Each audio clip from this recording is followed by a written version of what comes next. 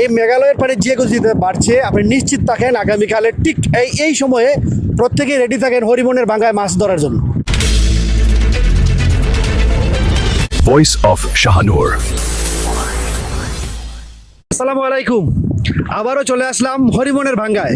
আজকে সকাল থেকে দেখতেছি সোশ্যাল মিডিয়াতে হরিমনের ভাঙ্গায় সুনামগঞ্জ জেলা সহ বিষ্ণুপুর উপজেলা একটি তুলকালাম সৃষ্টি হয়েছে।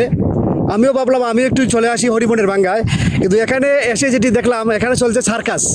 আমি সার্কাসটি আপনাদেরকে দেখাচ্ছি। কয়েকদিন আগে একটা ভিডিও করেছিলাম আমি হরিমনের ভাঙ্গা নিয়ে প্রশাসনকে সতর্ক করার জন্য। এই সার্কাসটি খুব নান্দনিক একটি সার্কাস আপনাদেরকে শেয়ার করতেছি, আর অনেক দুঃখ বরাক্রান্ত হৃদয় নিয়ে বলতেছি। এই যে পানির লেয়ারটি দেখতেছেন না, এই যে পানির লেয়ার, এই লেয়ারটি যে গতিতে বাড়ছে ভারতের মেঘালয়ের পানি, এই মেঘালয়ের পানি যে গতিতে বাড়ছে আপনি নিশ্চিত থাকেন আগামীকালে ঠিক এই সময়ে প্রত্যেকেই রেডি থাকেন হরিমনের ভাঙ্গায় মাছ ধরার জন্য। কারণ আমাদের কপালে আর কিছু নাই। কারণ হচ্ছে কি, এই যে প্যান্ট শার্ট পরা কিছু লোক দেখতেছেন না, এখানে সকালে অনেকগুলো প্যান্ট শার্ট পরা লোক আছে নাই, ওনাদের কোনো ইমোশন নাই। কারণ ওনারা এই এলাকার সন্তান না, ওনারা বাহির থেকে না এখানে আসছেন 2 টাকার জন্য। এসে এখানে ধান্দা শুরু হয়েছে।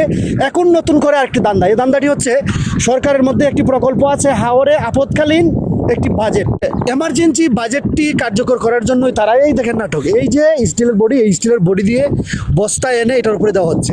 আমি নিশ্চিত যেভাবে পানি বাড়তেছে মেঘালয়ের পাদদেশ দিয়ে, এই পানি যদি রাত 8টা কি 10টা হয় তাহলে এটা টপকিয়ে ওই দিক থেকে হাওড়ে গিয়ে পড়বে। কিন্তু সবচেয়ে বড় সমস্যা হচ্ছে বুক দুক করছে ওই যে কৃষক এখানে ধান ভাঙাচ্ছে বা ধান যারা মারাই করছে, ওদের বুক কিন্তু দরবার করছে।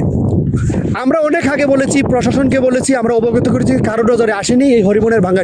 এই যে বাঁধের উপরে যে মাটিটি দেওয়া হয়েছে, এই মাটিটির লেয়ার যদি আরও 3 থেকে 4 ফিট উঁচু করে দেওয়া হতো তাহলে ওদের বুক দরফর করতো না।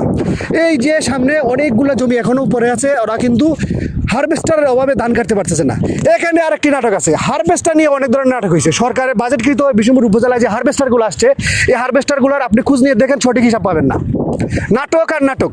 তাই আমরাও চলে আসি হরিমনের ভাঙ্গা নাটক দেখার জন্য। এই যে প্যান্ট শার্ট পরা লোকগুলো দেখতেছেন, এরাও আসছে এখানে নাটক করতে, তারা করতেছে অভিনয়, আমরা আছি দর্শক হিসাবে দেখতে। কপালপুরা বাঙালি, কপালপুরা বিষ্ণুপুরবাসী। আসসালামু আলাইকুম, ভালো থাকবেন, ভালো রাখবেন।